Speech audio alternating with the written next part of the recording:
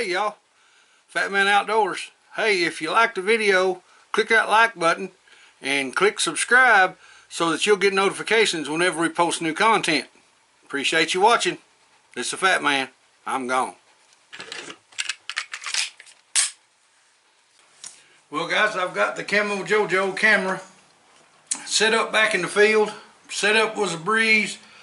Getting it to power with my phone was a breeze. I mean, it was basically push a button once on the camera and then just a couple of page changes and tap one time on the phone and it's up and running, showing all the info for the camera. But there's something I wanted to show you on the app. Alright, now I'm on the CamoJojo app. I'm just going to click on my trail camera and it shows there that I have camera number feeder 1. Okay, now if I go over here and click live view, I'm hoping that it'll let me pick the live view up inside the building again, because yeah, it's going to, I think. Maybe it'll take a couple minutes for it to load. Like I said, I don't get real good service inside this building, but sometimes it'll let me do it, sometimes it won't, as far as getting good service in here. So we'll see. But if it'll come up, it's neat the way this works, that you can watch what the camera's saying anytime. That if you, like I said, if you got it on close to a feeder or on a bait pile or something like that, and you want to just, or even on your food plot, and after a storm you don't want to go to it and mess it up, you know, getting your scent and stuff in there if you don't have to. So you could use this, turn it on, look at the live view for just a second, everything's okay, no problem, turn it off, you're good to go. It will send a notification to your phone every time that there's a trigger. Even when I had my phone on silent while I was making this video, because it never fails, somebody always calls, it would make my phone vibrate when it was going off, because I had the phone set to vibrate, which is pretty neat. Which not saying you need, no, I ain't got enough in here, it's not going to do it. Okay, I'm going into the CamoJojo app and I'm going to click on trail camera, and you'll see there on the list I have camera 1, which is the only one I have on my phone right now. And if you go into the settings, there is a huge amount of stuff you can change on this.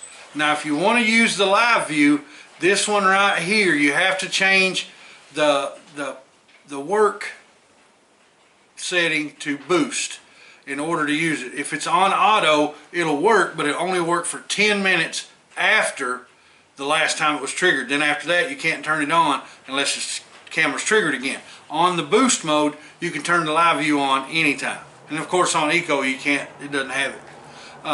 Now I have my camera settings set to pic and videos, and my send frequency is real time. I want to see what's going on as soon as possible.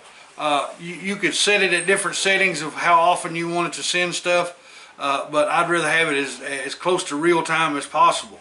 Image size, I've got mine to 5M. You can turn it down, but I'd rather have it for the larger image. I have the multi-shots turned off. You don't really need that. It'll take like 3 shots in 5 seconds, and you don't really need that. And I got my video size set to 1080p, which is the best video size they have. Now sensitivity. Sensitivity is something you really need to think about, because if you've got it in an area like close to a grain field or a cornfield or something, or where there's a lot of weeds or low-lying limbs, you don't want to have it turned up high, because a little bit of movement is going to trigger the camera, and you don't want to have to look at 29 pictures a day of absolutely nothing. So I've got mine set up in a place where the limbs and everything, I've broken them out of the way. There's really nothing in front of it that's going to move unless it's a lot of hard wind, so I don't have to worry about that. But that's something, again, you just have to adjust and tweak to do what you need it to do. You can turn it way down, or you can turn it all the way up to 9 like mine is. Flash power, I've got it set to high. The working timer 1 and 2, I'm not 100% sure about on those yet. I still got to do some more reading on that. But it shows the battery type that's in it is alkaline. That if I was going to use alkaline, you could set it to that. If not, you could use the NIMH, or you could use lithium. Right now what I have run to mine is a solar panel. Again, when you put those solar panels up, make sure you're facing them to the south so they can get as much sun as possible. I'm not sure if the single panel will run it constantly all the time with no batteries, but if it won't, then I'll just have to get the double panel and put on it, which won't be a problem. I'm thinking right now where I just put it was just temporary.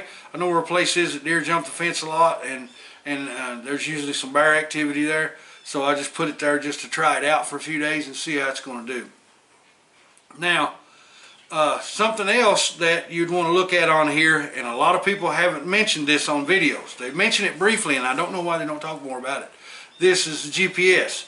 As you can see, it shows you right where my camera is. And y'all better not see what road my camera's on and go try to steal it. I'll shoot somebody with a pellet rifle.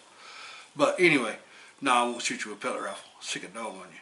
But anyway, that's where my camera's at, okay? And if someone steals your camera, okay, and they turn that camera on, it'll show you right where that camera's at.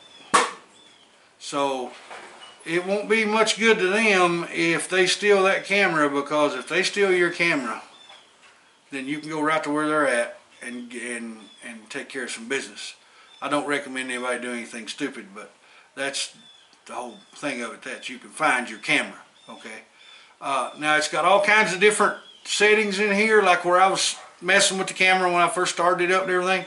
It's had 42 triggers in the last hour, I guess, since, well, on today, that's the way it shows anyway. It doesn't particularly show any species because it was inside a building and it was just me waving my hand in front of it. It was, and all of them was on that camera. If there was more than one camera, it would show you how many was on each camera. And like I say, we weren't out in the field with it quite yet. And after sets and everything is set up to go and running, it'll show the temperature when those pictures was taken, barometric pressure, moon phase, all that stuff. And it's pretty cool. It's really neat. I really like the way these cameras operate. And it shows you so much stuff. It shows you so much stuff that, like I said before, if you paid for the stuff you get in this camera on some of the other cameras, oh my, you're just talking about spending some serious money. I know I've got some that cost a lot of money, and I don't like them as much as this one, and I still haven't seen this one work well. Well, I've seen it work well, but I mean over no time.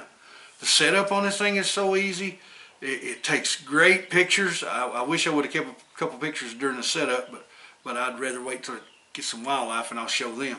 Now, guys, I'm not going to say go out and buy one of these right now, but I got a feeling in the next couple of days you're going to hear from me again about that, because I'm going to do a review next on how well it's working in the field.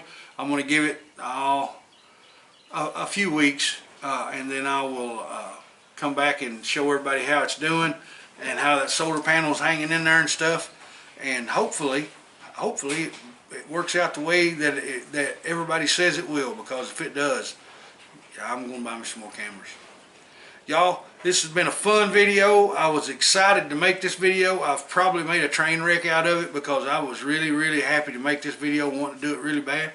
I tried to explain it the best I can. Again, I'm not techie. All I can tell you is it's extremely simple, it's extremely cheap, and it seems to work extremely well. So I'll see you all in the next video. It's the Fat Man. I'm gone.